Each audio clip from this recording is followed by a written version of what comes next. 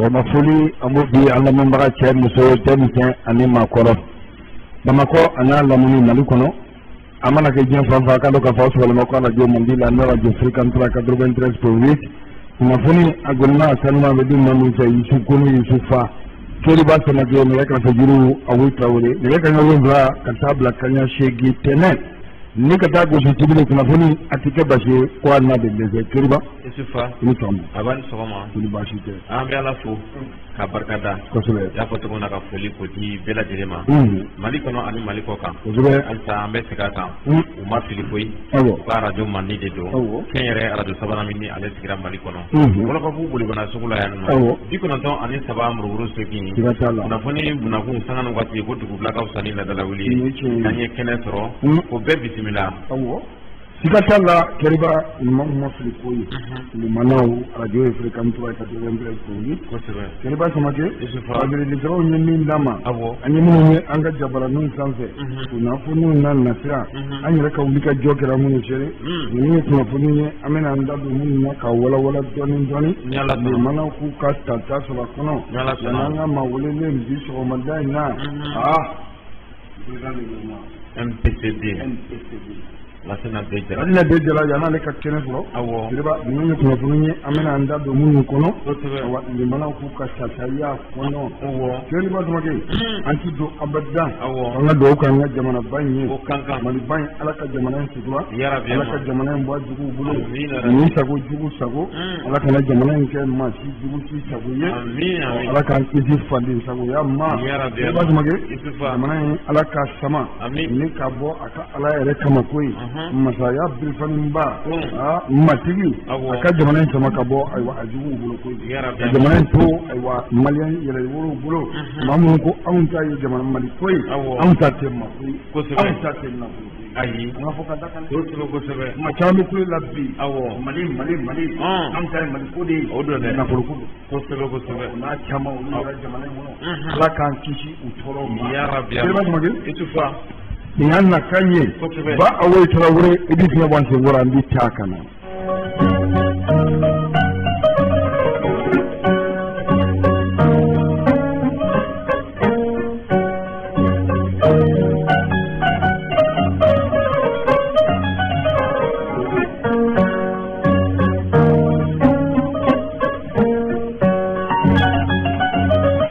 Keriba Samake Isufa i yɛrɛ ɲuman na dugu la ale ka fisa ni lala wuli ye kosɛbɛ Keriba Samake bi sɔgɔmada in na an bolo ɲɛfɔlɔ Fadili Sɛbɛn ne ko a ma indépendant a ka bi bɔli a ko cogo di Fadili Sɛbɛn ma la direction a ko Keriba Samake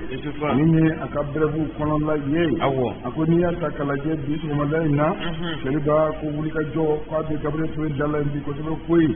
Gabriel Touré a ko min ye ayiwa an ka dɔgɔtɔrɔw ye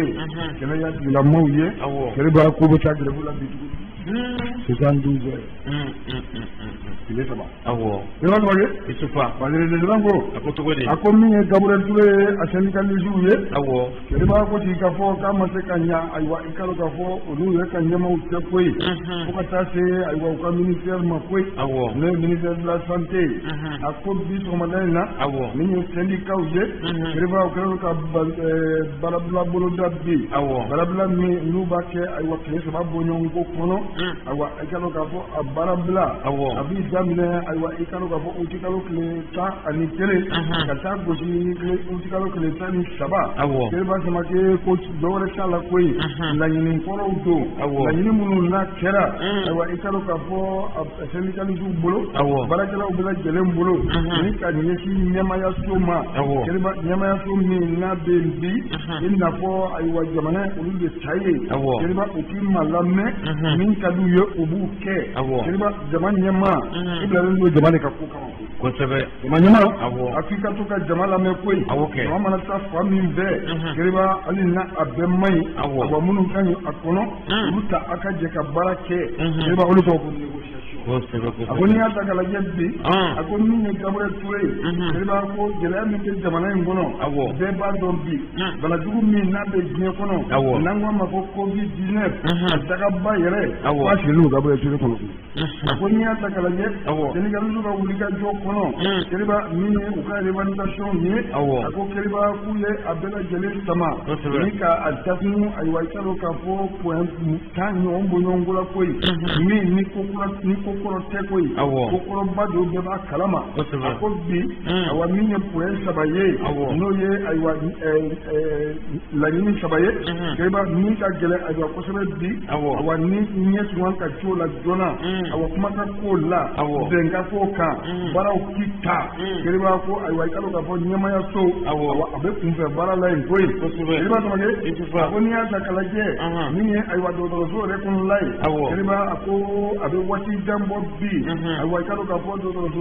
baarakɛlaw ka minɛnw Keriba a minɛn caman tigɛ tiɲɛnen don bi kosɛbɛ koyi nafoloba kulen bɛ ta ka di Keriba baara ti kɛ a kɛcogo la minɛnw tɛ yen minɛn minnu Keriba ni maaw bɛ se ka bɔ ayiwa diɲɛ fantan 4 bɛɛ lajɛlen na ka na Gabriel Touré yɛrɛ tɔgɔ kama koyi olu baarakɛlaw ka tɔgɔ lajugu de y'o ye koyi sabula n'u y'u k'i da don o kan Keriba ko a laban o laban a nafɔ ayiwa i ka dɔn k'a fɔ Gabriel Touré baarakɛlaw ni ɲɛmaaw bɛ janfa la ɲɔgɔn fɛ koyi kosɔn Keriba olu tɛna jɛ n'o ye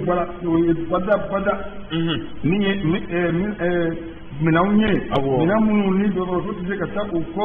bloc opératoire Keriba fo ka taa se ayiwa i ka dɔn k'a fɔ imagerie ma Keriba ko ninnu bɛɛ lajɛlen dafalen b'u bolo koyi mɔgɔni kɛlen don k'a bɛɛ min degun fɔ a si tɛ baara kɛ Keriba dɔgɔtɔrɔsoba in a baara bɛ se ka taa olu ko wa ɲininkali tɔ min a ko n'i y'a ta k'a lajɛ a ko min ye ayiwa i ka dɔn k'a fɔ bi yɛlɛma min n'a bɛ baarakɛ ɲɛmaaw kunda Keriba min y'u ka syndicaliste ye ayiwa ne ka wuli ka jɔ n'o cayara ayiwa administration nɔfɛ Keriba ko sɛbɛn bɔ k'e ta ko e min bɛ la Keriba a k'u ye wuli ka jɔ da waati la koyi u ka syndicaliste min ye n'a bɛ fɔ o ma ko Buzeni Kulibali Keriba n'o ye responsable syndical ye Keriba a ko projet kɔnɔ bɛɛ b'a dɔn cɛ in ka yeta a ka ɲi a ka baara ka ɲi o de y'a kɛ ayiwa i ka dɔn k'a fɔ baarakɛlaw dalen don a la koyi a ti komi tɔmɔɲɔgɔn ko dɔrɔn don koyi Keriba Samake maa min n'i ka baara ka ɲi i bɛ don baarakɛlaw la u bɛ ɲininkaliw kɛ Keriba bɛ fɛsɛfɛsɛliw kɛ ka taa da ɲɛmaayaso ɲɛkɔrɔ Keriba ko Buzeni Kulibali a ko Keriba ko wuli ka bɔ yen o min tɛ yen a ko min ye Gabriel Touré baarakɛlaw ye ayiwa joona Keriba o ye ɲininkaliw ja k'a ye k'a fɔ Buzeni ka wulili ka bɔ yen Keriba ko dɔwɛrɛ t'a la koyi ɲɛngoya don olu ma abila da o y'an tagabolo ye koyi a ko u ye fɛsɛfɛsɛliw kɛ ni ka kunnafoniw ta k'a ɲɛsin ɲɛmaayaso ma koyi ayiwa an nana an ka cɛba ye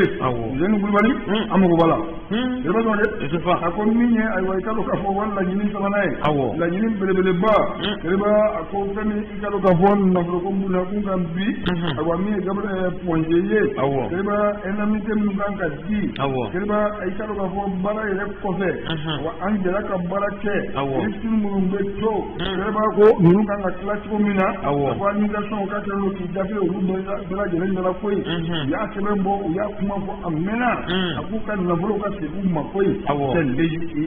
c'est légitime u ka baara sɔrɔ de u ka segin u ma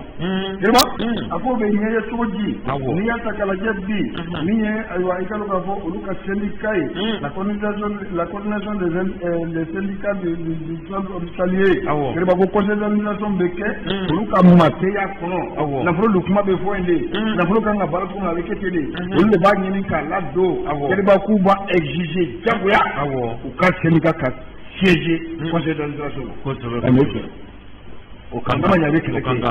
nafolo min bɛ sɔrɔ a bɛ dun cogo min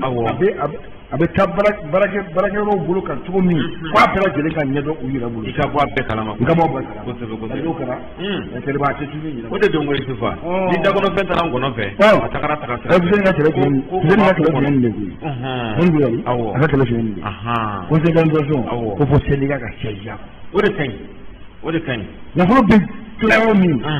a bɛ walankata yɔrɔ min min kan ka kɛ min ta ye o bɛ kɛ yɔrɔ min b'an yɛrɛ ka kɛ min kan ka bɔ min kalama ka b'o kalama Keriba nin ye tiɲɛ ye ɲininkaliw bɛ nɔgɔya wa furugufuruguw bɛ nɔgɔya fɛnɛ jɛlenya bɛ na Isufa n'a fɔ ko n'a bɛ kuli la ko transparence nin y'a dɔ ye nka nin tɛ fara an kan ko dɔ bɛ kɔnɔ min ye ko nɔgɔlen kosɛbɛ ko dugukolo bɛ kɔnɔ i ka se ka min ye Keriba Isufa Fajiri an y'a sama ni ka bɔ ɲɛbana kɔnɔ a ka bi bɔli kosɛbɛ an ka taa min ye Kandari Dɛsɛne Isufa a ka bi bɔlen o bɛ bolo Fasiri ale sɛbɛnbaga o tɔgɔ ye ko Umaru Babi Umaru Babi ale kumana min ye kasoke ye kasoke ye ko a wulilen don bi an bɛ don min na ko bi Isufa ka wuli maaw kɔ maa minnu ni olu kɔni ta kɛra faso in a nafolo ka a muguba k'a k'u sago ye an bɛ don min na ko bi vérificateur ale ka papiyew bɔlen kɔfɛ ani Mali yɛrɛ cakɛda minnu bɛ yen nɔ n'olu ɲɛsinnen don yurugu ani dunkojuguya ale kɛlɛli ma olu ka papiyew ani waleya o waleya n'o b'a to a bɛ dɔn ko karisa ye nin kɛ n'a ma ɲa a Isufa ko ninnu bɛɛ ka seereyaw ani papiyew olu caman olu dalen tun bɛ kɛrɛfɛ yen ko ye nka an bɛ don min na ko bi hali Asimi Goyita ko a se tɛ a la ko wulikajɔ bɛna kɛ nin tigilamɔgɔ bɛɛ nɔfɛ kelen kelen nin tigilamɔgɔw ye jɔn ni jɔnw ye min ye Umaru Babi ka lakalili ye a y'a jira k'a fɔ ko minisiri kɔrɔw b'a la min ye directeur général kɔrɔw ye olu b'a la président kɔrɔw b'a la ka fara officiers kan ani député kɔrɔw ka fara fonctionnaire kɔrɔw kan ko olu caman ba de tɔgɔ bɛ bolola bi Isufa minnu kan ka nɔ minɛ kabini wagati jan nka Isufa ɲɔgɔn kuma ɲɔgɔnya ani yurugu sira wɛrɛ sen fɛ Isufa nin nɔminɛ ninnu olu kow tun bilalen don ten ko ye ka sababu kɛ ni nin tigilamɔgɔ lajɛ Isufa a bɛ wagati jan bɔ u kɛlen don k'an ka fasoba in ka a kɛ u mɔmuso ka gwanforo ye n'a ka d'u ye cogo tuma min na u bɛ don ka dɔ kari k'a k'u sago ye maa si dun mamuso ka gwanforo tɛ u y'a jira k'a fɔ Umaru Babi ko fasoba in nin wagati nin san damadɔ laban in kɔnɔ fasoba in ko a ye miliyari 1,000 ani miliyari 200 ani 66 a bolo taara k'o de dan yurugu siratigɛ fɛ olu bɛɛ lajɛlen taara 5 naani jukɔrɔ ji la ko Isufa nin wariba ninnu minnu tununnen filɛ nin ye Isufa ko ni y'u fara ɲɔgɔn kan k'a bɛ se ka dɔgɔtɔrɔso belebele 264 dɔ Maliba kɔnɔ yan dɔgɔtɔrɔso minnu ni a kelen n'a bɛɛ lajɛlen ka bon ni hôpital di Mali ye Musabuya ye Isufa min ye Mumuni Gindo ye ale ye Okile ale président ye a fana wulilen don k'i jɔ ko ye a y'a jira k'a fɔ ko ale kɛlen don ka nin bɛɛ lajɛlen k'a bɛɛ fɛsɛfɛsɛ k'a da an ka ɲɛmaw ɲɛkɔrɔ ko u tɛ ka se ka wulikajɔ kɛ ka nin ko ninnu k'a kɛ fɛsɛfɛsɛli fɛn ye gafew minnu bɔra a gafew bɛɛ lajɛlen bɛ yen wa k'a gafew bɛɛ lajɛlen ko Isufa ko a si man nkalon tigɛ ko ye min ye contrôle des finances publiques ye ni o ye an ka mugu dun yɔrɔw yɛrɛ mugu yɛrɛ lakɔlɔsili yɔrɔw ye Isufa ko u fana u ye ka gafe caman bɔ n'i y'a jateminɛ Isufa ni ŋunuŋunu in cayalen sa ko sɔmi yɛrɛla caman ko olu bɛ ka jamana wɛrɛ sira ta sisan dɛ dɔw bɛ ka bɔ taxi la Isufa koyi dɔw bɛ ka bɔ moto la dɔw yɛrɛ bɛ ka bɔ katakatanin na dɔw bɛ ka t'u sen na Isufa n'i y'a jateminɛ Umaru Babi a y'a jira k'a fɔ ko dɔgɔkun tɛmɛnen in kɔrɔ ko an ka faso a magoɲɛ kɛnyɛrɛ baarakɛla ba 2 ko olu nana kure Mali k'u tun b'a fɛ k'u kunda laginɛ kan ko olu yera taxi kɔnɔ Isufa ko olu la jɔra k'u lasegin koyi u laseginnen sa Isufa min kɔni ye Asimi Goyita ye ko a kɔni a kɛlen don ka a kan di ka sira labila ka fɔ ko tiɲɛ yɛrɛ la ko ministre de la justice k'a ka a jija ka a bolo da papier ninnu kan u sama ka bɔ tiri wɛrɛ kɔnɔ ten ko dɔ kɛra ten ni bi y'a jateminɛ Asimi Goyita ale ye nin fɔli min kɛ a se tɛ a la ko Isufa a sababu kɛ Mali ale jɛɲɔgɔn jamana minnu bɛɛ ye Mali kɔnɔ ani Mali kɔ kan diɲɛ fantan ani 4 olu bɛɛ lajɛlen diminen don ka sababu kɛ ko yurugu k'a ɲɔ ɲalen don fasoba in kɔnɔ ko mɔgɔ tɛ min ka nafolo di Mali ma bilen Isufa an k'an ta k'a dunni ye alors que a dunbagaw olu dɔnnen don u tɛ k'a ɲininka i janko ko k'u nɔ minɛ an ka ambassadeur minnu bɛ jamana wɛrɛw la Côte d'Ivoire ni Burkina ninnu ni Italie Isufa ninnu bɛɛ lajɛlen kan ka wele ko ye min ye direction nationale de la santé ye Isufa kɛnɛya ale bundakun sanfɛ ye miliyari caman o donna yen dɛ fo ka taa se miliyari 77 ani ana no kan fɛn isufa ko o fana dunnen bɛ yen dɛ aéroport la n'an taara aéroport la isufa ko o fana o ka ca dɛ o fana bɛ taa fɔ miliyari yirika de la koyi n'a nana INPS fana na INPS n'o ye Birima Yunusa Jalo ye INPS la ale ye san 10 min kɛ isufa ko miliyari 10 ani kɔ ani miliyɔn 700 o yera ale kɔ isufa min nana ale nɔ la bi ko ale yɛrɛ tɛ se ka baara yɛrɛ daminɛ ko fo ka Yunusa ko ka a tigi ta ɲini ka koyi san o san miliyari 1 o nɔ yera Yunusa kɔ kunnafoni Umar Bagi ale ka lafɛli don ka bɔ Canard Destiné ale ka bi bɔlen kɔnɔ bon Kiriba u ka kɛlɛ daminɛ koyi kosɛbɛ jamana mɔgɔw bɛ 250 milliards de la kosɛbɛ ka élection kɛ a bɛ bɔ min a b'u kun kosɛbɛ o kana ɲinɛ leader politique kɔ dɛ o kɔni maa n'a campera laji ka fan bila fanga la ka mara kɛ jamana in kɔnɔ a bɛɛ kan ka ɲininka kosɛbɛ kana kɛ baarakɛ directeur ni fɛn wɛrɛw olu kun da ten o ka Bungurunbaw to yen kosɛbɛ bunguru a mɛnna ji la cogo a tɛ kɛ bama ye o kɔni maa si tɛ kɛ bama y'an bolo kosɛbɛ Babu ɲana an bɛ taa facilité sɛbɛn kunna halisa o bɛɛ bɛn indépendant a ka bi bɔlen a ko cogo di a sɛbɛnba n'o ye ayiwa i ka dɔn k'a fɔ jamakulu bɛɛ lajɛlen rédaction a ko hali bi Keriba min ye ayiwa i ka dɔn k'a fɔ éducation nationale ye Keriba n'o ye école karamɔgɔ kofɔyɔrɔ ye Keriba ko hali bi koyi a ko min ye synergie o ni ayiwa synergie des syndicats signataire du protocole d'accord no o min ye ayiwa i ka dɔn k'a fɔ syndicat ba ye bi min bɛ école karamɔgɔw ka kungow bɛɛ lajɛlen kalama ka dɔ fɔ a la bi n'a bɛ f'o ma ko ayiwa minnu y'u bolo bila sɛbɛn na octobre kalo tile 15 san 2016 Keriba ko a ɲɛmayaso bi Keriba ko ale de dimi ko fɛn ma bɔ a la koyi ni dɔ ma fara kan ko foyi ma bɔ a la a ko min ye kunun koyi a ko ni gouvernement ko ye sigi ka fɔ kɛ sigi ka fɔ min Keriba n'a ma ayiwa pɔn tigɛ a ko jigiba kɔnɔ foyi tɛ bɔ a kɔnɔ min ye gouvernement ye Keriba ale dagalen bɛ a ka kumakan kan halisa koyi k'a ye ayiwa k'a sɔrɔ buruburu don a la buruburu min n'a donna la o de ye ka ɲini ayiwa i ka dɔn k'a fɔ enseignants fɛ n'o y'an ka école karamɔgɔw ye a Keriba ko article 39 a ko a bɛ se ka ayiwa lajɛ cogo dɔw la min ye primes ni ayiwa i ka dɔn k'a fɔ grèves ye Keriba ni ka dɔ fara olu kan koyi article 39 Keriba ko warala ka bɔ yen a ko min ye école karamɔgɔw ye Keriba olu m'a bila ka girin dɔ la koyi an y'an wele min na nin ye a ti ɲɛ sɔrɔ bi a ti kɛ anw yɛrɛ tɛ sigi nin kuma kɔnɔ koyi article 39 a ko n'i y'a ta k'a lajɛ min ye école karamɔgɔ ye halisa dakan kelen a b'u da de koyi min ye ayiwa i ka dɔn k'a fɔ kalo tile 12 baara bila ye Keriba min n'ale bɛ tali kɛ an ka examenw la denmisɛnw ka kalan labanw na kalan minnu n'olu kan ka kun cɛ ni ayiwa examenw ye concours ye ayiwa ni janiw ye Keriba ko ninnu bɛɛ lajɛlen b'u ka grève kɔnɔ de koyi grève a tile 12 ye a dilanna de ni k'a bɛn a ma koyi ayiwa examenw bɛ kɛ don minnu na olu de kuma tɛmɛnen don k'a fara ɲɔgɔn kan koyi k'a kɛ tile 12 ye Keriba ko école karamɔgɔw wulila n'o kumakan kelen tuguni koyi ministère kɔnɔ k'a fɔ aw y'an wele ni kana yɛlɛ an ma de wa awa n'i y'a mɛn article 39 Keriba ko ɲininkali tɛ k'o kɔfɛ tuguni kuma t'o kɔfɛ koyi ça c'est un acquis o sɔrɔla de kosɛbɛ bila koyi Keriba nin ma kɛ a fɔ min ye ayiwa i ka dɔn k'a fɔ ministère ye a ko aw ka article 39 nin an m'a bɛn a ma koyi an ka lajɛ awa a bɛ se ka kɔkɔrɔma don cogo min article 39 o bɔ ma koyi min ye grille salariale ye anw y'o di fonctionnaire bɛɛ lajɛlen ma wa an b'o fɔ koyi an ti bɔ o fɔ abada a ko min ye i ka dɔn k'a fɔ aw ka nin article 39 ye Keriba sigi ka fɔ kɔnɔ an ye jateminɛ minnu kɛ o de ye i ka dɔn k'a fɔ ka dɔ fara ayiwa i ka dɔn k'a fɔ aw ka indemnités kan koyi ka dɔ fara ayiwa aw ka sɔrɔw kan awa min ni article 39 o koyi k'o bɔ a la koyi ko kelen daraba wuli ye bi koyi Keriba nin ma kɛ a ko min ye école karamɔgɔw ye awa wulila ni kumakan kelen min ye min ye ministère kɔnɔ ka f'u ɲɛna a ko an ka article 39 ale bi kɛ walima anw ti baara kɛ koyi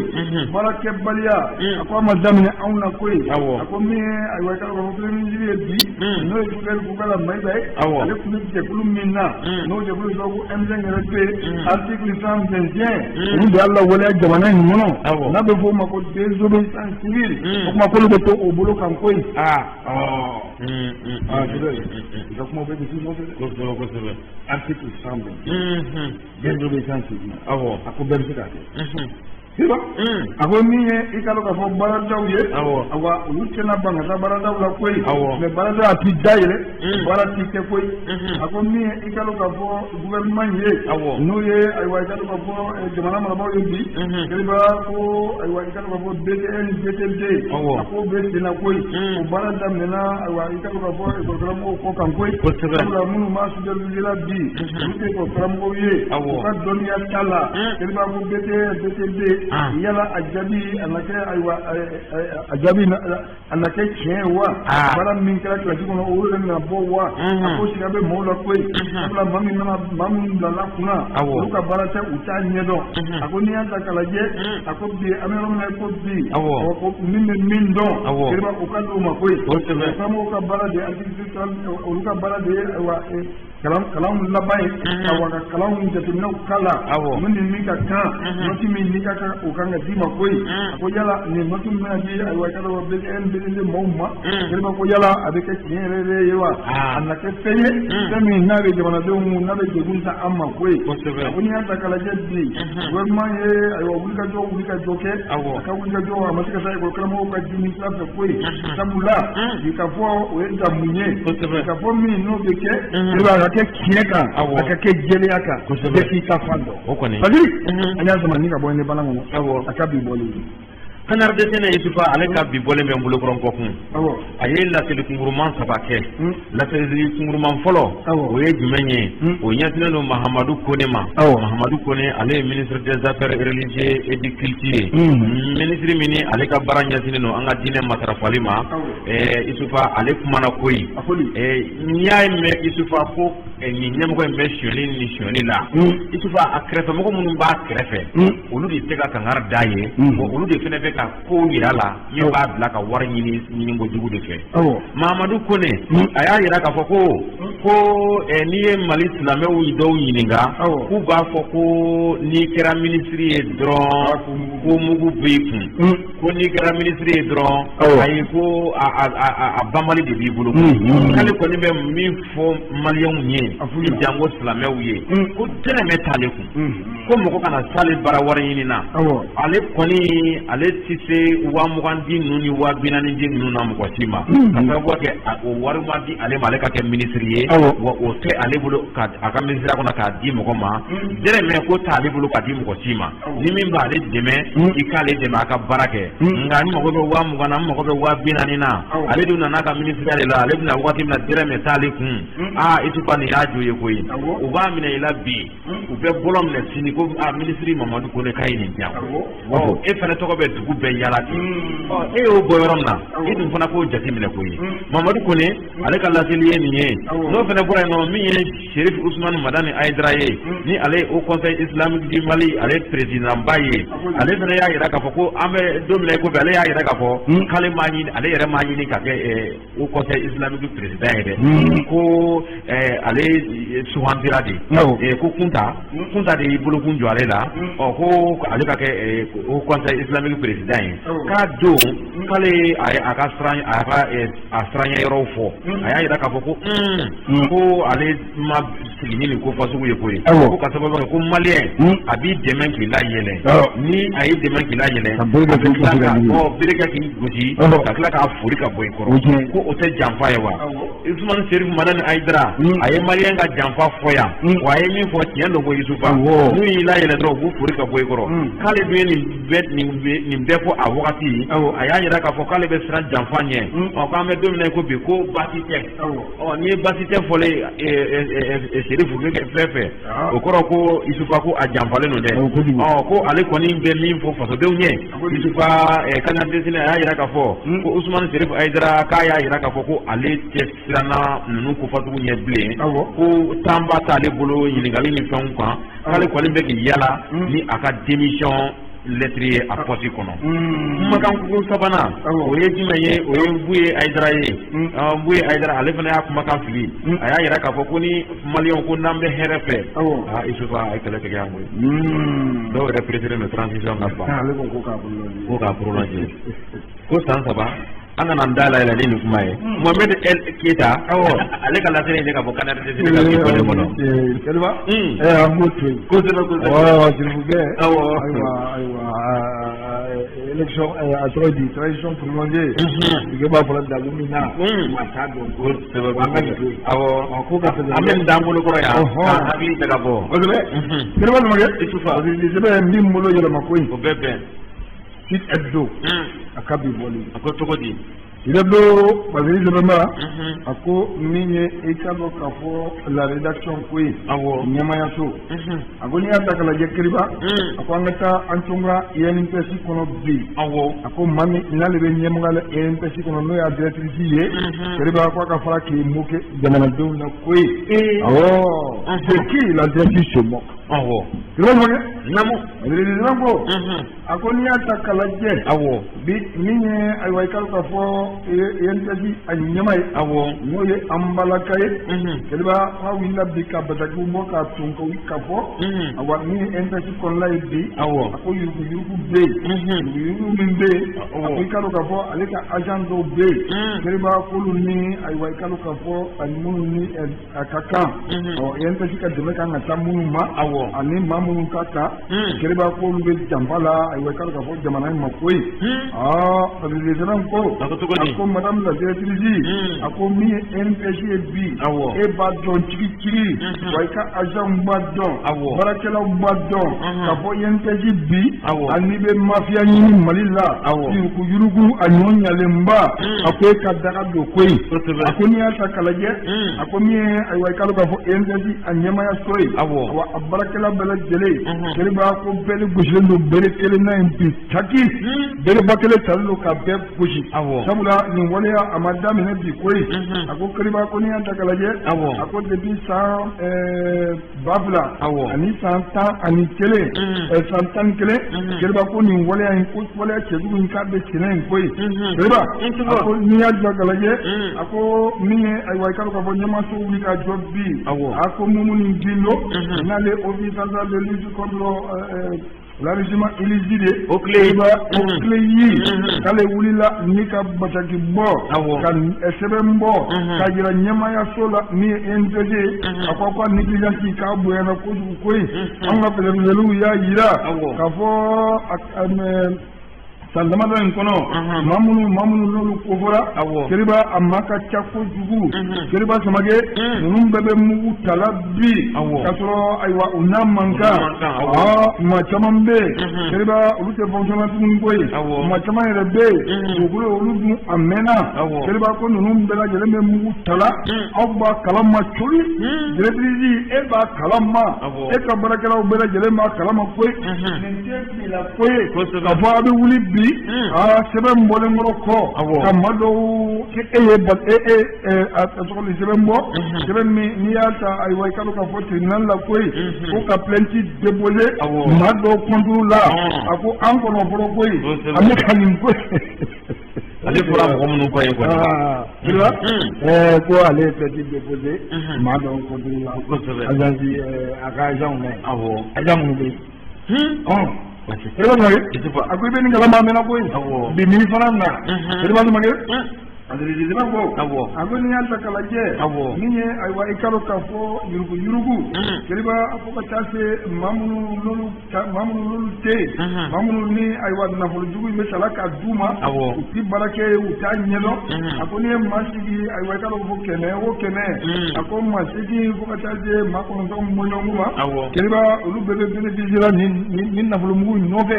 Kɛlɛba a ko nafolomugu a bɛ tali ka tila koyi u yɛrɛ dama ni ɲɔgɔn cɛ i ka si t'a la maa tɛ yen bi responsabilité bi Kɛlɛba ko min t'a ko kalama a ko ɲɔ ɲalen don depuis 2014 o bɛɛ da bɛ tile kelen na ka fiɲɛ ɲɔgɔn fɛ jakuma na de a bɛ mɔsi ni tile sɛbɛn bɔ yanni o kelen ka se a bɛ faamu kɛ o kelen kalen k'i jago da la sa a ko olu ka baara bali dɛ o kɔni o baara min daminɛna i yɛrɛ y'a fɔ cogo min na a sini ko ca a ye fɛn di bɛɛ lajɛlen ma a y'an ka nafolo wuli k'a labɔ kiriba a ko min ye o kelen ka baara ye a t'i lajɔ maka ayiwa namara kama koyi a t'i lajɔ maka plan kama a talen de ye koyi ko n'i y'a ta ka lajɛ a ko min ye 2014 ye kiriba mugu min ni ayiwa i ka ka fɔ a tununna kiriba ko t'i jɔ ayiwa miliyari 600 ɲɔgɔn bɔ ɲɔgɔn la koyi 2014 2016 kiriba samake a ko min ye ayiwa i ka ka fɔ o nafolo mugu o tun bɛ maa 100 ani maa 70 ɲɔgɔn bɔ ɲɔgɔn ko o tɛ manden ye o tɛ maa kelen maa fila ko ye dɛsɛ kelen ko t'u ye dɛsɛ kelen ko t'u ye bɛɛ de bɛ nin yurugu a bɛɛ kiriba 2019 a ko yurugu min a ɲagamina je i bɛ taa u tɛ jɔ 35 miliyari bɔ ɲɔgɔn la a kiriba c'est tout ka kɛ ten aw bɛ aw ta tigɛ ɲɛmu k'aw tigɛ ɲɛmu aw bɛ sɛti jamana min ma wuli jamana ko kɔntinu mana di min ma e mana yurugu min sɔrɔ e bɛ kɔntinu o fɛ ni yawa ni ne yɛrɛ di bɔra mɔgɔ kɛ ka fanga ni ne y'a nɛgɛ bɔ la ni ne y'a kosɛbɛ mɔgɔ ni wuli ka jɔ kɛ a tɔgɔ di ka sɛbɛnw ladon ka papiyew ladon vérificateur général surtout dɔ bɛ Mali kɔnɔ yan min bɛ se ka to nin bɛ dabila a bɛɛ b'a ka baara fana kɛ o baaraw bɛ ta ka taa d'i ma i b'a bɛɛ digi bureau kɔnɔ kiriba minnu bɛ baara a filɛ ka fɔ cogo na minnu bɛ ka baara fasugu minnu kɛ Isufa a dɔw yɛrɛ tɛ baara ninnu ɲɛdɔn Ibrahim Boubacar Keita a ye tali laban min kɛ INPS la an bɛɛ bɔra a kalama ko dɔw n'u ka décision tora yala de fɛ ko ne ko INPS bɛ min ko n ka décision bɛ bolo an bossira INPS la olu fana ye maa ba yirika u nana u sigi dɔrɔn u sigi ka fɔlɔ kɛra mun ye dɔrɔn u ye minnu sɔrɔ ko ne ko kasa prime ko bɛ cogo di olu bɛ se ka baara kɛ wa a se tɛ baara in ɲɛdɔn INPS dun filɛ nin sini ma an bɛɛ kuma bɔ yɔrɔ de don Badiri Sila ko a ko n'an ma jantomina kɛ min ye ayiwa INPS ye a ko c'est l'avenir de la prévention sociale kiriba olu bɛ ka datugu an ka jamana kɔnɔ an bɛ feere ɲɛna koyi bɛɛ an bɛɛ nɔ don o t'o ye sa kosɛbɛ Badiri an y'a zama ni ka bɔ do kɔnɔ a ka bi bɔli kosɛbɛ Isufa nin ye maa tunun sɛbɛn ye tununi min ni a kɛlen don ka maaw dabaliya banko ye an ka dɔnkilidala min bɛ yen n'u b'a wele ko Dr Keb an bɛna s'a yɛrɛ tɔgɔ ma ko ye ale wulila ale dɔnkilidala ye u b'a fɔ minnu ma ko rapper Dr Keb ale n'a ka jɛɲɔgɔnw kabini juillet kalo tɛmɛnen tile 29 Isufa u ye wulila k'u kunda Tɔnbukutu région kan Isufa u tun kan ka taa concert belebele la yen concert belebele min ni ale bɛ ɲɛsin bɛn ani keleya o ma fasodenw ni ɲɔgɔn cɛ Isufa min ye Amadu Kebe ye n'u b'a wele ko Dr Keb ko k'a ta juillet kalo tile 29 ka bila bi la ko mɔgɔ si ma kunkan mɛn ni maa minnu kun don mɔgɔ si ma olu fana si kunkan mɛn u kɔni u ye pankuru ta faba kɔnɔ yan k'u kunda Tɔnbukutu kan jiginnen sa Isufa kɛlen ka Guruma Arawurusu sira ta mobili la Isufa ko k'a ta o don na ka bila bi la Mamadu Kebe n'o b'a wele ko Dr Keb a n'a jɛɲɔgɔnw ɲininkaliw de bɛ ka kɛ ko yala k'u bɛ banbagantigiw de bolo wa ko yala ko u bɛ maaw bolo maa minnu ni olu bugunnatigɛ ma dɔn wa an bɛ don min na ko bi k'a ta don n'a fɔ bi la ko jɛkulu si m'a yira k'a fɔ ko u bɛ olu bolo revendication sira kɔnɔna la ko fasodenw kɔni wulilen don ɲininkaliw bɛ ka kɛ fan bɛɛ fɛ ko fɔ ka Dr Keb a n'a ka jama ko k'u ɲini ko ye n'u bɛ maa bolo u ka bɔ bolo n'u bɛ bolo wɛrɛ kan ala k'an kisi a kana kɛ bolojugu ye ko k'u ɲɛdɔn Umaru Ba ale ka lafili don ka bɔ Kandari Dɛsɛnɛ a ka bi bɔlen kɔnɔ babu ɲana kiriba an bɛ t'o facilité sɛbɛn kɔnɔ o bɛ bɛn indépendant a ka bi bɔlen facilité sɛbɛn ba MD kiriba Ablaye Jara Jarakɛ a y'i sɔnni da kan ko ye a ko cogo di kiriba a ko an bɛ yɔrɔ min na i ko bi a ko min ye dɔgɔkun tɛmɛnen ye a ko weekend tɛmɛnen ko siga kɛra ma ka fɔ Sikaso mara a ko kiriba ko senkanw cayalen don ko ye les hommes armés non identifiés kiriba ko min kalo ka fɔ yoroso foli kucala cɛnso a ko bi a ko adamadenw jatigɛ bɛ yen bi kosɛbɛ koyi jatigɛ bɛ yen bi sabula maa yelen don yen nɔ maa minnu ne hayiwa i k'a dɔn k'a fɔ olu mana ye yɔrɔ yɔrɔ kɛlɛba fɔ a kɔfɛ cɛnni a ka ca kosɛbɛ koyi a ko n'i y'a ta kalajɛ weekend tɛmɛnen a ko min ye nin yɔrɔ kofɔlen ninnu ye a ko i k'a dɔn k'a fɔ cɛnni ma kɛ mɛ maaw de yera yen nɔ a ko sɔmi yɔrɔ la ko o kɔrɔcogo cɛ ka ɲi dɛ yɛrɛba jamake a ko n'i y'a ta kalajɛ bi mali kɔnɔ fɛn min i k'a dɔn k'a fɔ bamaji wale maaw ye yɛrɛba u bɛ ɲɛbila k'u ka ko bɛɛ lajɛlen na koyi ka maaw bila ka taa ayiwa supervision kɛ ka taa yɔrɔw lajɛ an bɛ gosulu kɛ cogo min yɛrɛba ko bolo dalen don koyi gasi t'a la a ko min an ka bolo matigɛ tabaw ye bi yɛrɛba u la sɔmina koyi sabula min ye ayiwa i k'a dɔn k'a fɔ oni fo ka taa se faransi ani a mɔgɔmɔgɔw ma yɛrɛba bɛɛ lajɛlen y'a jira k'a fɔ sikaso bi a ko a bɛ ka kɛ zone rouge ye koyi yɛrɛba ɲɔgɔn a ko n'i y'a ta ka lajɛ a k'o tɛ kɛ gansan koyi yɛrɛba lakɔlɔsiliw don ani ayiwa ko fɛsɛfɛsɛw don lɛtɛriw kɔnɔna la bi k'a ye ayiwa lɔgɔkun tɛmɛnen min ye ayiwa nin yɔrɔ kofɔlen ninnu ye bɛnkan bunnen don bi kosɛbɛ koyi n'i ka jɔ k'a ka kɛ joona joona yɛrɛba yaasa ayiwa an bɛ siran min ɲɛ ala kan'o ɲɔgɔn wɛrɛ k'an baran koyi bɛnkan tɛ mɔ o kɛra dɛ yɛrɛba masakɛ kɛra yan a ko nin ma kelen ninnu don ninnu de bɛ wuli ka jɔ la wa a signalé a mɛnna o a bɛ signalé an ka bolo matigɛ tabaw ye a bɛ f'u ye a mɛnna nin bɛ yen nin bɛ yen yɛrɛba a bɛ k'u ɲɛna komi foyi tɛ kɛ maa 50 ani kelen yɔrɔnin kelen ala k'an bɔ bolo ni yɛrɛba an ka ma wele ale kɛnɛ sɔrɔ a yɛrɛ na nin tɔ fasa jama ka limaniya sɔrɔ a kɔnɔ yɛrɛba Samake Lakini bɛ jara président du mouvement MPCD an b'a fɔ an b'a wele ɲɔgɔn an b'a fɔ i ni sɔgɔma ko ni baasi tɛ baasi foyi denbaya alhamdulilayi o fana bɛ jara an dusukun tɔɔrɔlen don dɛ tout à fait maa 50 ani maa 1 o taɲana ayiwa i k'a dɔn k'a fɔ civil kunda min ye an ka jamana kɔnɔyanfanfɛla fɛ tuguni ko tuguni hali bi nin bɛ ka kɛ an ka jamana kɔnɔ a b'i masiran dɛ bisimila kuma b'i bolo masira ok d'accord Yusufa i ka ɲininkali diyara awɔ yanni ka don kuma la n bɛ radio ɲɛmaa so fo i kan ka fo mɔgɔ mɔgɔ sɔgɔlen don fréquence la nin fanga kɔnɔ n b'o bɛɛ lajɛlen fo donc Yusufa Maliko souvent awɔ a bɛ mɔgɔ kamana gan mais kamana gan kɔfɛ awɔ an t'an jigilatigɛ Ala la parce que on dit souvent Ala donni man girin donc waati dɔw bɛ kɛ n delila k'o fɔ awɔ jamana i bɛ se ka dengo jamana i bɛ se ka kɔlɔlɔ sɔrɔ awɔ mais mun ka jugu aw bɛ fɛɛrɛw de ɲini pour que a ka bɔ kɔlɔlɔw kɔnɔ pour que ka ɲɛdan kuraw ta mun kɛlen filɛ nin ye an Soro mara la vraiment a maliyɛn bɛɛ kamana fili awɔ parce que maliyɛnw kamana filila parce que waati tɛmɛra nin waleya ninnu tun bɛ kɛ ka caya mais sanga kɔnɔ sisan an famana ka nin waleya sugu ninnu ye donc ka taa di maaw kan maa min m'a bɔ des surcroît civils an ni fɛn fɛn mana bɛn a bɛ kisɛ ci olu la donc ka mɔgɔ caman ta mɔgɔ kɔni mana sa ka se 100 yɛrɛ ma surtout fo 50 nin kɔ vraiment a ka k'a tasi bila ka k'u ye vraiment minnu fatura an bɛ dugawu de don ala k'u dayɔrɔ nɛɛma ala k'u dayɔrɔ nɛɛma ala k'u fara silamɛsu kan mais toujours o kuma kɔnɔna la n bɛ n sɔnni sigi dɔɔni communication gouvernementale kan parce que communication gouvernementale ye mun ye chaque fois k'a fɔ ko wagati tɛmɛna ko insécurité kun b'an fɛ yan kosɛbɛ ko villagew kun bɛ attaqué ko villagew kun bɛ détruit ko mais sisan ko dabilara et souvent moi je pense que communication sugu man ɲi c'est-à-dire communication sugu ne bolo c'est comme n'i yɛrɛ bɛ fɛ ka mɔgɔw su ka k'i yɛrɛ kan ne bolo ni stabilité nana o man kan ka kɛ politique kuma ye o man kan ka kɛ fierté kuma ye ka taa sigi plateau sanfɛ ou bien kunnafonidi sɛbɛnw kɔnɔ ou bien ka kuma kunnafonidi sɛbɛnw kɔnɔ vraiment k'o kuma sugu min fɔ moi je pense que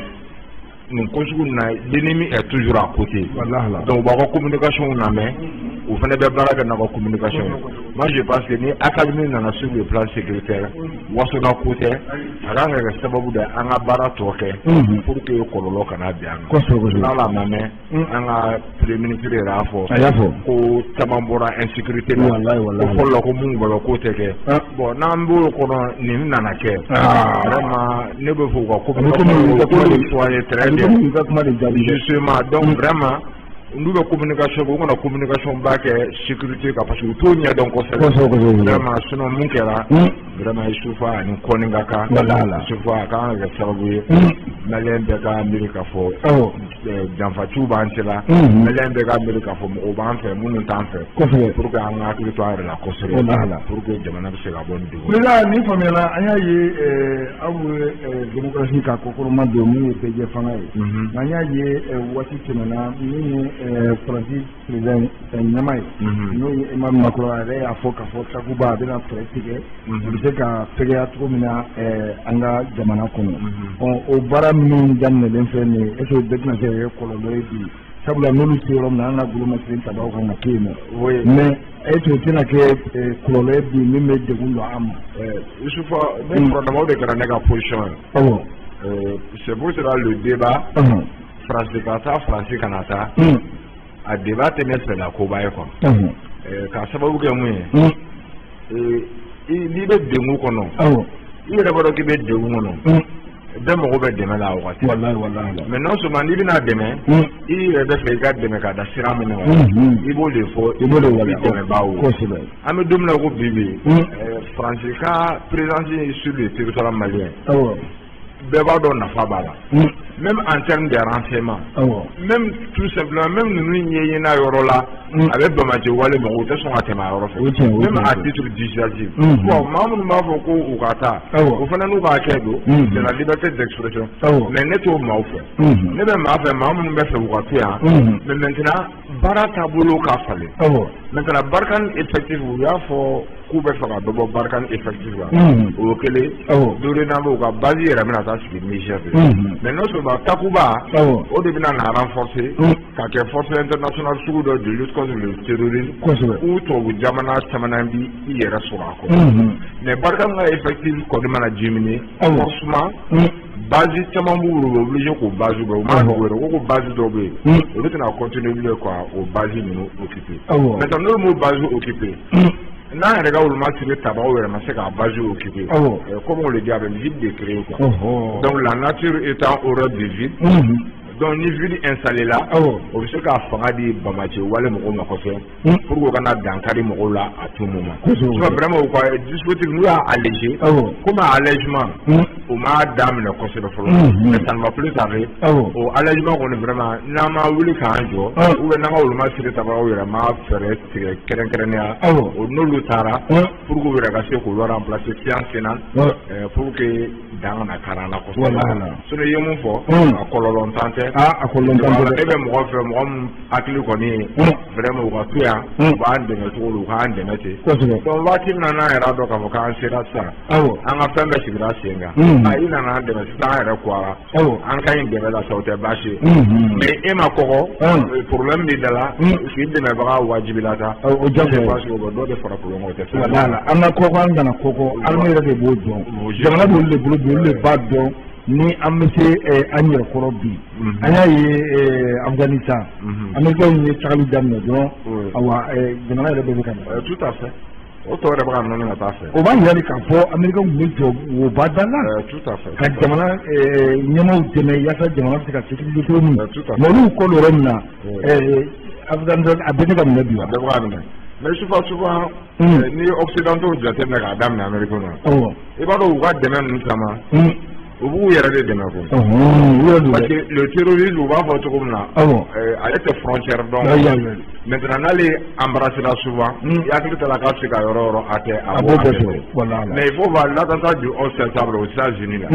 mais qui pouvait imaginer que terrorisme bɛ se ka kɛra ka don avion caman kɔnɔ k'a bɛɛ détourner ka ne temps record ka nin tiɲɛni ba kɛ i mɛ o binna mɔgɔ hakili la parce que terrorisme moi je dis que idéologie tout là quoi parce que pourquoi idéologie c'est pour que ka mɔgɔw dusu kami pour que ka tiɲɛni k'a to mun na sinon a dɔw la yɛrɛ o tɛ revendication ɲɛnamakɛlaw donc bon mɔgɔ min bɛ fɛ dɔrɔn ka aw dusu kami k'aw jatigɛ comme olu de jatigɛ wale maa ninnu donc maintenant chaque fois ils sont prêts ka ko de kɛ min bɛ digi aw la donc o hukumu kɔnɔna la c'est pour cela n'olu ma an dɛmɛ a bɛ kɔlɔlɔ bɛ se ka s'olu yɛrɛ ma surtout filanin dɔ bɛ se k'i dogo avion dɔ kɔnɔ ka na dɔ bɛ se k'i dogo bateau dɔ kɔnɔ ka na komi u bɛ se ka taa dugumasira yɛrɛ fɛ ka taa tiɲɛniba kɔnɔ donc c'est pour cela u b'u sɔnni sigi o yɔrɔ fɛnɛ kan kosɛbɛ pour que k'an dɛmɛ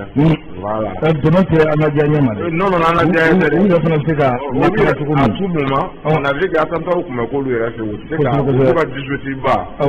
attentat caman bɛ kɛ u tɛ se k'a déjouer i ti gwɛrɛ cogo mɔgɔ min bɛ fɛ k'i kɛlɛ dugu la ou bien mɔgɔ min yɛrɛ ja jɔlen tɛ na a bɛ fɛ ka fɛrɛ i ma donc o bɛ fɛrɛ i ma kosɛbɛ voilà. président an y'a ye halisa kunnafonidilaw m'a fɔ la u b'a jamatiya la nɔgɔ t'a la min ye Sikaso mara ye bi degun bɛ yen kosɛbɛ sabula a ɲɔgɔn dɔw tɛmɛna yen poste dɔw attaquera yen yɔrɔ caman gosi bɛ Sikaso kɔnɔ bi mais k'a ye bi waleya min kɛra Sonko o fana bɛ k'i kunbɛn Sikaso kan sabula yɔrɔ caman de fɔra Sikaso mara la bi yɔrɔ so Kuri Kucala Tenso k'u yera ninnu bɛɛ la bi a t'i ma siran wa.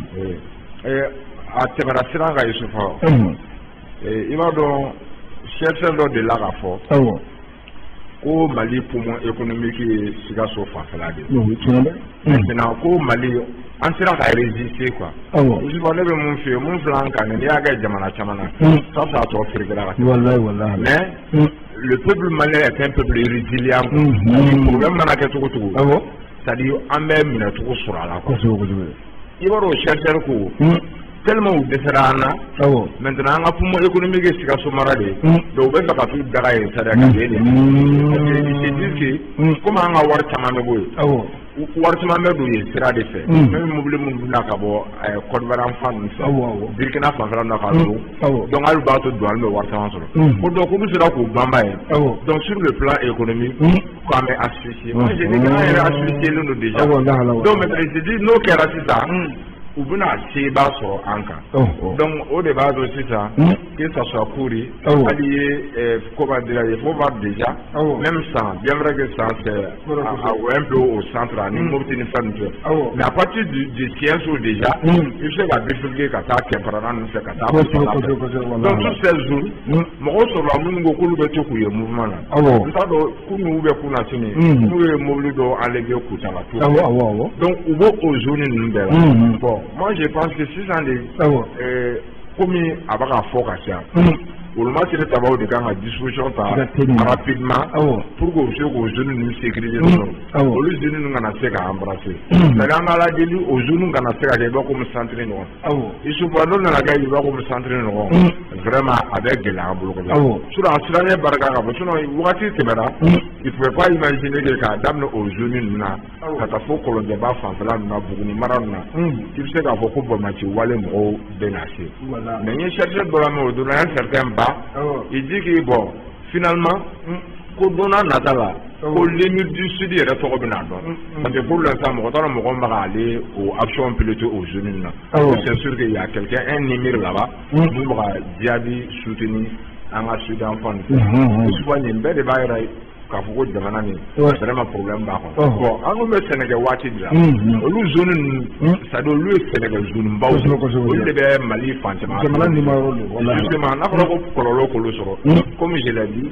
poumon économique vraiment du pays même voilà kosɛbɛ président ale bɛ o kɔnɔna la an y'a ye min ye enseignants fana ye minnu olu gouvernement ka sigi k'a fɔ a ma sira sɔrɔ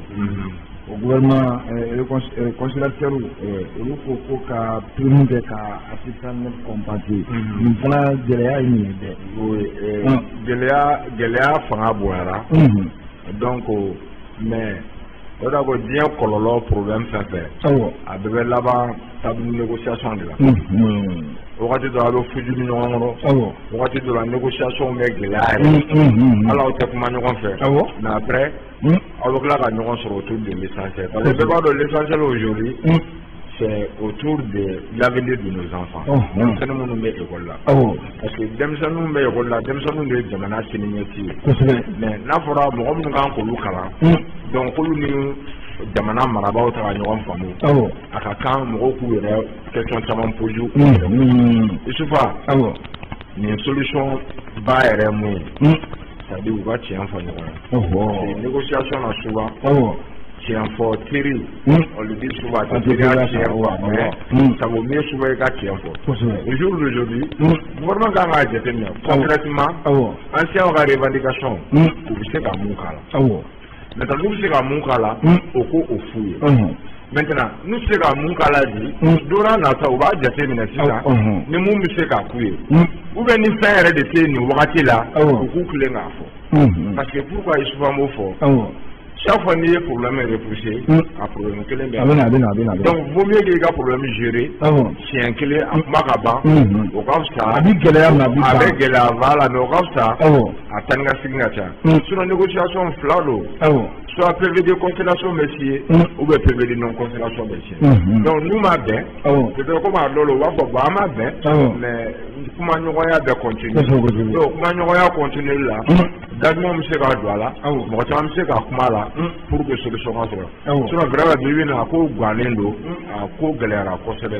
donc an bɛ ala de deli vraiment gouvernement ni école karamɔgɔw bɛnbaliya b'u ni ɲɔgɔn cɛ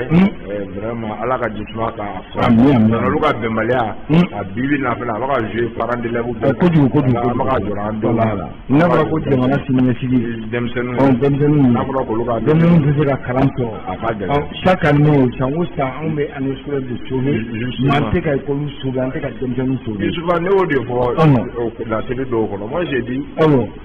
ka année sauver c'est au détriment des apprenants. Minnu bɛ kalan na bi ni année de sauver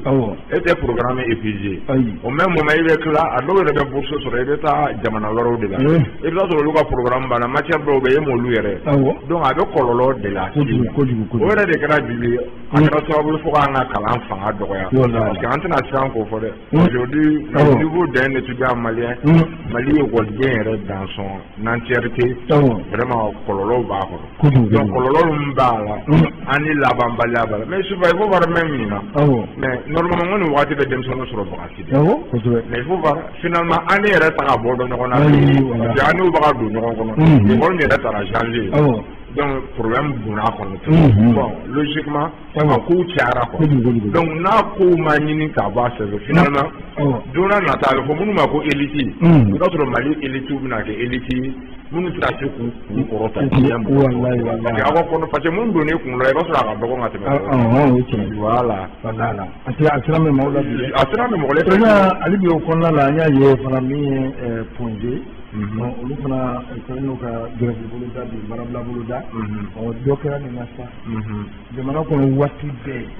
dɔgɔtɔrɔso fana mana don grève la o fana tiɲɛni barika ka bon jamana ma dɛ justement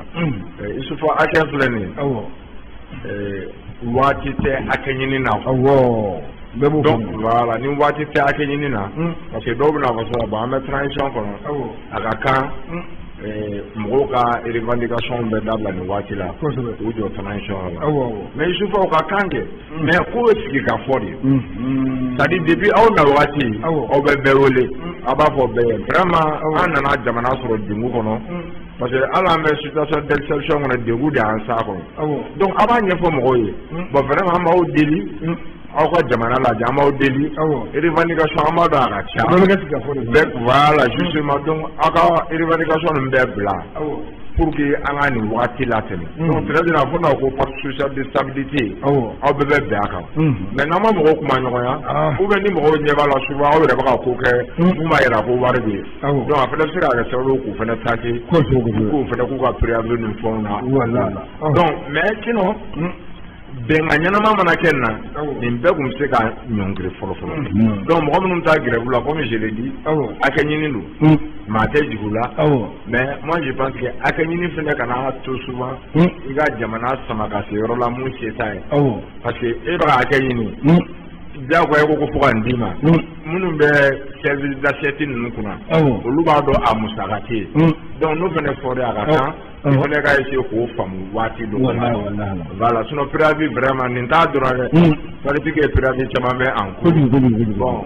après abu dum a se ka sababu ka jamana yɛrɛ déstabiliser dɔɔni souvent tɛ dugu la bi na mɔgɔ t'o la on veut que nin transition qui sɛnsɛn ta dɔɔni voilà vraiment février u k'an ka élection organiser pour qu'on ait un président vraiment démocratique. Président il sera problème yɛrɛ ma sisan